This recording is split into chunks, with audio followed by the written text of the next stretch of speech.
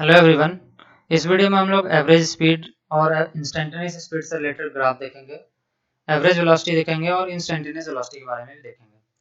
तो स्टार्ट करते हैं पहले कि एवरेज स्पीड क्या होता है, रिकॉल कर लेते हैं। एवरेज स्पीड हमारा distance travelled upon time taken होगा और इंस्टेंटेनियस स्पीड क्या होगा, limit delta T tends to 0 delta S upon delta T which is equal to D S upon D T. यहाँ पर एवरेज स्पीड में delta S upon delta T कर देते हैं, विच शोज कि डेल्टा टी टाइम इंटरवल में delta S distance travel किया है। ओके, तो अब अगर हम एक ग्राफ देखते हैं,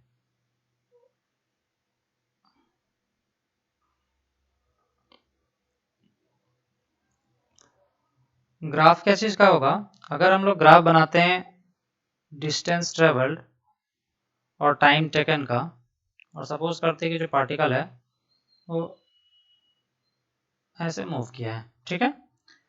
तो t1 पे एज्यूम करते हैं पार्टिकल ए पे है, t1 टाइम पे पार्टिकल ए पे है और t2 टाइम पे पार्टिकल जो है वो बी पर चला गया है। तो हम लोग इस ग्राफ में एवरेज स्पीड और इंस्टेंटेनियस स्पीड चेक करने की कोशिश करेंगे। ओके, तो एवरेज स्पीड क्या होगा, अगर ये t2 टाइम जो है वो t1 प्लस डेल्टा टी है, तो ये जो डिस्टेंस है ये डेल्टा टी हो गया और ये जो डिस्टेंस हुआ हमारा उस डेल्टा टी टाइम में डेल्टा एस डिस्टेंस ट्रेवल हो गया। तो एवरेज स्पीड क्या होगा हमारा, slope of this chord A B,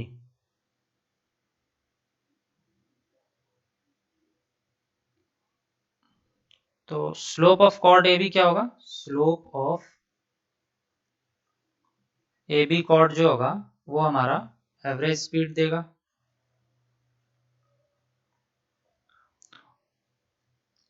वो delta S upon delta T के बराबर होगा।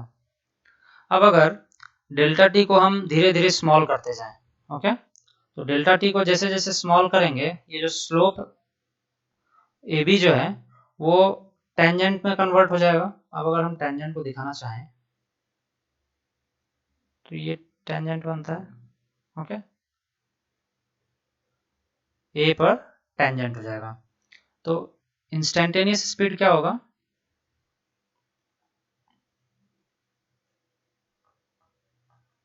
इंस्टेंटेनियस स्पीड हमारा होगा स्लोप ऑफ कर्व एट ए, यही D S by D T के बराबर होगा। ओके, तो इस ग्राफ से हमें दो चीज पता चलता है, पहला कि slope of chord A B जो है वो एवरेज स्पीड देगा, और किसी एक पर्टिकुलर पॉइंट पे अगर इंस्टेंटेनियस स्पीड निकालना होगा तो उसको निकालने के लिए हम लोग टेंजेंट एट दैट पॉइंट लेते हैं और उसी को इंस्टेंटेनियस स्पीड बोलते हैं। अब एक ग्राफ और देखते हैं हम लोग,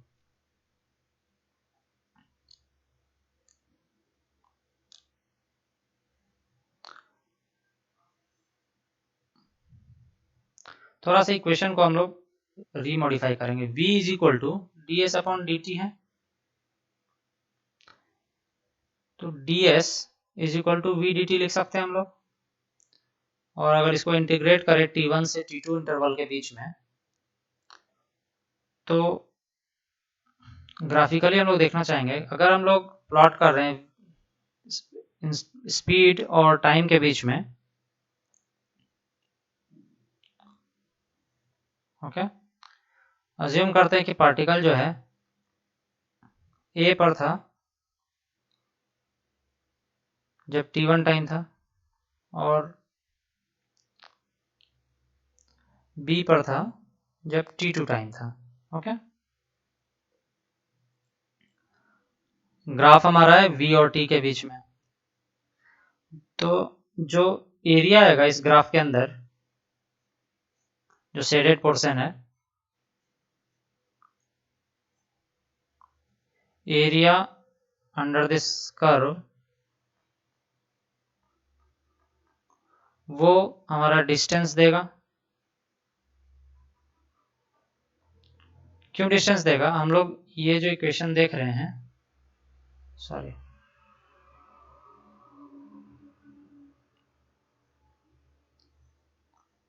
ये जो इक्वेशन है ds equal to V D T T1 से T2 के बीच में, ये हमारा इंटीग्रेशन शो करता है। और इंटीग्रेशन क्या होता है? एरिया अंडर कर्व होता है। एरिया अंडर कर्व होता है। सो अगर हम लोग डिस्टेंस निकालना चाहें किसी स्पीड टाइम ग्राफ में, तो एरिया अंडर द कर्व जो होगा बिटवीन दैट इंटरवल, वो हमारा डिस्टेंस देगा। और अगर हम लोग स्पीड निकालना चाहें, इंस्टेंटेनियस स्पीड निकालना चाहें, तो slope of curve at that point जो होगा वो हमारा इंस्टेंटेनियस स्पीड देगा। ओके, हम लोग अब आगे चलते हैं थोड़ा और एवरेज वेलोसिटी और इंस्टेंटेनियस वेलोसिटी के बीच में डिफरेंस देखते हैं। ओके, तो पहले देखते हैं एवरेज वेलोसिटी।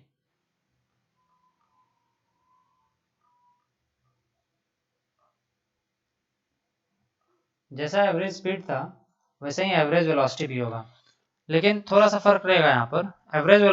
एवरेज स्पीड क्या था कि वो distance travel in particular time interval होता है, लेकिन एवरेज वेलोसिटी जो होगा v एवरेज, वो होगा डिस्प्लेसमेंट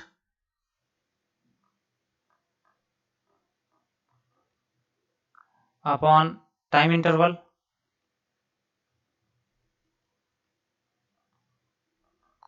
अब दो चीज देखने के लिए बात यहाँ जरूरी है। पहला, एक तो कि एवरेज स्पीड जो था वो एक स्केलर क्वांटिटी था। क्यों? क्योंकि जो डिस्टेंस था वो भी एक स्केलर क्वांटिटी था। यहाँ पर एवरेज वेलोसिटी जो है वो एक वेक्टर क्वांटिटी है, डिस्प्लेसमेंट भी वेक्टर क्वांटिटी है। तो अगर अज्यूम करते हैं कि एक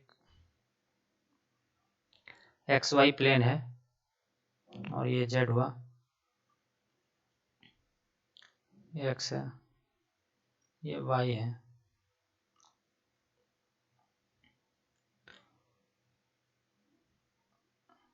इनिशियली जो पार्टिकल है वो ए पर था और टी टाइम में वो बी पर चला गया। अज्यूम करते हैं कि जो पोजीशन वेक्टर था ए का वो r1 था और पोजीशन वेक्टर जो बी का था वो r2 था। तो यहाँ पे v एवरेज क्या होगा हमारा? A B vector upon time interval t2 minus t1। इसका एसआई यूनिट क्या होगा? एवरेज वेलोसिटी का एसआई यूनिट क्या होगा? अगर ये वेलोसिटी है तो इसका भी SI unit metre per second के बराबर होना चाहिए। इसका डायमेंशन जो होगा, मीटर का डायमेंशन लेंथ होता है, टाइम का डायमेंशन टी होता है और वो इनवर्स के रूप में हो जाएगा, तो एल टी माइनस वन हो जाएगा। तो एवरेज स्पीड और एवरेज वेलोसिटी में एसआई यूनिट और डायमेंशन जो है दोनों सेम रहेगा, लेकिन एवरेज वेलोसिटी जो है ये एक वेक्टर क्वांटिटी है और एवरेज स्पीड जो था वो स्केलर क्वांटिटी था।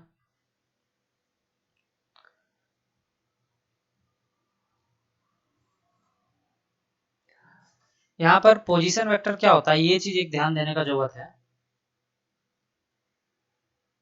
ओके,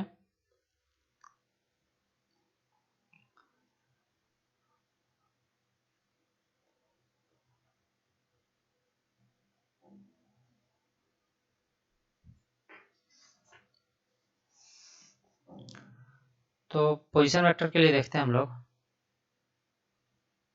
मान लेते हैं कि कोई ऑब्जेक्ट जो है वो पॉइंट ए पर है स्टार्टिंग में इनिशियली, ये एक्स, ये वाई और ये जेड प्लेन जो है। जो ऑब्जेक्ट है वो अगर ए पे है तो पोजीशन वेक्टर ऑफ ए क्या होगा? अगर ओरिजिन, ये ओरिजिन हुआ, ओरिजिन से अगर हम लोग एक स्ट्रेट लाइन ए पर बनाए और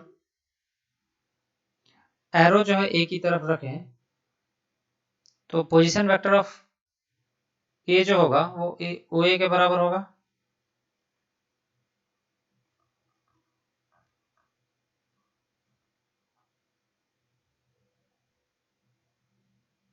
पोजीशन वेक्टर ऑफ ए, और बाद में मान लीजिए वो ऑब्जेक्ट जो है वो बी पे चला गया, तो अब बी का पोजीशन वेक्टर निकालने के लिए क्या करना होगा, तो ओरिजिन से बी पॉइंट पे एक एरो बनाएंगे और ये जो ओ बी लेंथ होगा वो पोजीशन वेक्टर देगा, और जो डायरेक्शन होगा फ्रॉम ओ टू बी होगा पोजीशन वेक्टर ऑफ बी होगा। अब अगर हम लोग डिस्प्लेसमेंट निकालना चाहें, डिस्प्लेसमेंट ए बी, तो ये डिस्प्लेसमेंट देगा। तो डिस्प्लेसमेंट ए बी क्या होगा कि A O vector plus O B vector के बराबर होगा। अगर हम लोग इसको यहाँ ऐसे मैच करते हैं और t1 टाइम इस जगह पे t1 टाइम था और इस जगह पे t2 टाइम था, तो ए बी जो डिस्प्लेसमेंट होगा वो A O vector plus O B vector के बराबर होगा, और इसी को हम लोग O B vector minus O A vector भी लिख सकते हैं।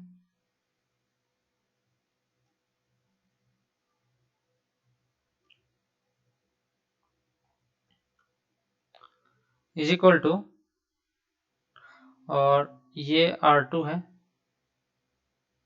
ये R1 है, तो ये R2 माइनस R1 होगा।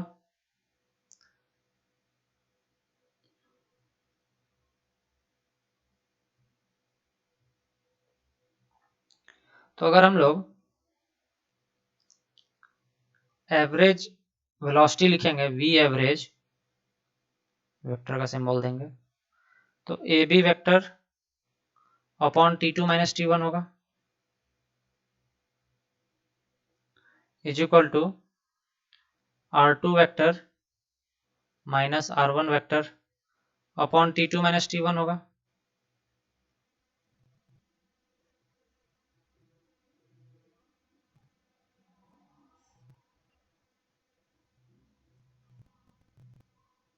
ओके,